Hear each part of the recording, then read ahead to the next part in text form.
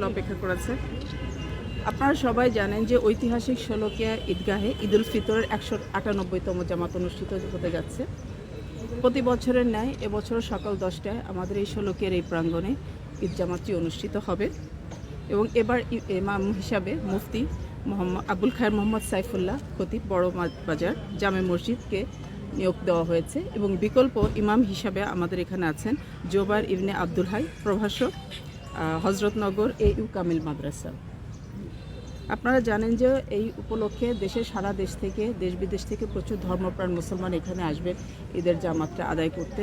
সেই জন্য আমরা বিভিন্ন আবাসিক হোটেল সহ সরকারি ব্যবস্থাপনায় 3টি জায়গাতে তাদের থাকার ব্যবস্থা করেছি। এই জায়গাগুলো হলো আজিমুদ্দিন উচ্চ বিদ্যালয়, কুমুদিনী সরকারি প্রাথমিক বিদ্যালয় এবং বাগে জান্নাত নুরানি মাদ্রাসা।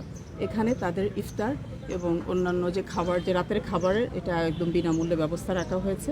এবং আপনারা জানেন যে আইনশৃঙ্খলা রক্ষার জন্য বাংলাদেশ পুলিশ তো সার্বক্ষণিক ডিউটি পালন করবেন, তার সাথে র্যাব, বিজিবি, সেনাবাহিনী, আনসার ডিউটি করবে বিভিন্ন পয়েন্টগুলোতে। এবং ম্যাজিস্ট্রেরিয়াল এবং অন্যান্য আইনশৃঙ্খলা পরিস্থিতি নিয়ন্ত্রণের জন্য আমাদের কিন্তু বিজ্ঞ নির্বাহী ম্যাজিস্ট্রেট নিয়োগ দেওয়া হয়েছে, যারা বিভিন্ন পয়েন্টে থেকে আইনশৃঙ্খলা নিয়ন্ত্রণে আইনশৃঙ্খলা বাহিনীকে সার্বিক সহযোগিতা প্রদান করবে। ঈদ উপলক্ষে বাংলাদেশ রেলওয়ে 2টি স্পেশাল ট্রেনের ব্যবস্থা করেছে, যার একটি ঈদের দিন সকালবেলায় 5:45-এ ময়মনসিংহ থেকে কিশোরগঞ্জ আসবে, আরেকটি সকাল 6টায় ভৈরব থেকে কিশোরগঞ্জের উদ্দেশ্যে যাত্রা করবে এবং ঈদ জামাত শেষে এই ট্রেন দুটি 12টার সময় নির্দিষ্ট গন্তব্যস্থলে যাত্রীদেরকে নিয়ে যাবে। এবং আপনারা জানেন যে বিপুল সংখ্যক মুসল্লি যেহেতু এখানে উপস্থিত হবেন, তাদের সুপেয় পানির ব্যবস্থা, ওয়াশরুমের জন্য আমরা জনস্বাস্থ্য প্রকৌশল এবং পৌরসভার সহায়তায় প্রয়োজনীয় ব্যবস্থা গ্রহণ করেছি। পুকুর, টয়লেট, ওয়াশ ব্লক এগুলো ক্লিন করা হয়েছে। বিভিন্ন পয়েন্টে খাওয়ার পানির জন্য ব্যবস্থা করা হয়েছে।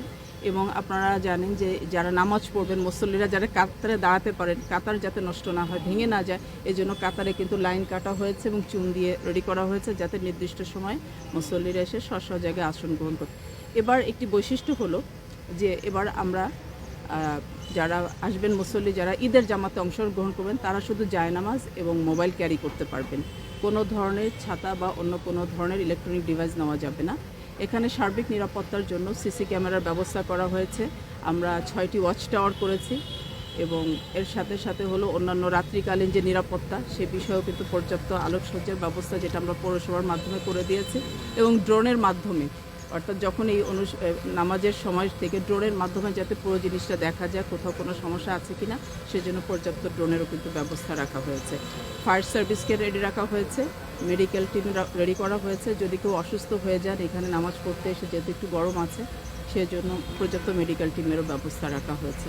তো আমি সবাইকে আমন্ত্রণ জানাবো শোলাকিয়ার এই ঐতিহাসিক ঈদগাহে আসন্ন ঈদের জামাত 158তম জামাতে আপনারা সবাই অংশগ্রহণ করবেন। আপনাদের সার্বিক অংশগ্রহণ কামনা করছি। ধন্যবাদ সবাইকে। আচ্ছা, এখানে বিজেপি কয় প্লাটুন আর সেনাবাহিনী কিভাবে দায়িত্ব পালন করবে? আচ্ছা, বিজেপির যে বিষয়টি হলো, আমরা স্বরাষ্ট্র মন্ত্রণালয়কে 5 প্লাটুন বিজেপির জন্য চিঠি দিয়েছি। ওখান থেকে যতটুকু আমরা পাবো তারা ডিউটি করবে, মোবাইল টিমের মতনই তারা ডিউটি করবে। আর বাংলাদেশ সেনাবাহিনীর সদস্য যারা আছে তারাও একটা হল যেটাকে বলে আর কি শহরে, সেইভাবেই দায়িত্ব পালন করবে। আচ্ছা, আরেকটি প্রশ্ন হচ্ছে, আমরা জাতীয় ঈদ দেখতে পাচ্ছি এবার ঈদের নতুন একটা মিছিল হবে, ঈদ পরবর্তী মিছিল, এমন কোনো সিদ্ধান্ত আছে কিনা? এরকম কোনো সিদ্ধান্ত আমরা এখনো পাইনি। আপনারা মানে স্থানীয়ভাবে না, এরকম কোনো পরিকল্পনা এখনো এই মুহূর্ত পর্যন্ত নাই আমাদের।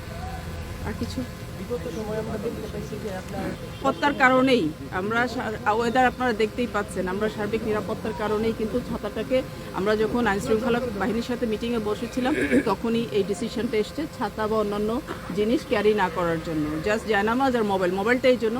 কারণ হলো যদি কোনো সময় কোনো ধরনের সুবিধা অসুবিধা ফিল করেন তাহলে তো একটা ফোন তাকে দিতেই হবে, নিকট কাউকে তো জানাতে হবে, না হলে তো আমরা তাকে রিচ করতে পারছি না। এটাই। আর কিছু বাইরের মুসলিম যারা ব্যাগ নিয়ে আসবে তাদের